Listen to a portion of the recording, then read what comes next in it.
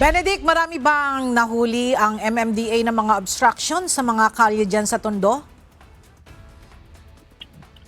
Magandang tanghali, Ella. Sa ngayon ay ongoing pa hanggang sa mga oras na ito ang isinasagawang road clearing operation ng Metropolitan Manila Development Authority dito sa Tondo, Manila. Kagad na inisyuhan ng ticket ng MMDA ang mga naabutang nakaparadang truck at tricycle sa bahagi ng Road 10.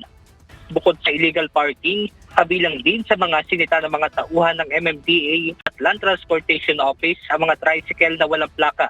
Ngunit nang hanapan naman ng lisensya ay walang naipakita ang isang driver kung kaya't nai-impound ang kanyang sasakyan. Matapos sa Road 10 ay sumunod namang pinuntahan ng MMDA ang Kapulong Street dito pa rin sa Tondo, Manila. Dito naman nadatnan ang ilang mga sidewalk vendor kung kaya't kanya-kanya na sila na nagligpit ng mga paninda. Ayon kay MMDA Special Operations Group Strike Force Head Gabriel Go, kabilang anya ito sa mga lugar na madalas silang makatanggap ng reklamo kung kaya't kabilang ito sa kanilang tinutukang linisin ngayong araw.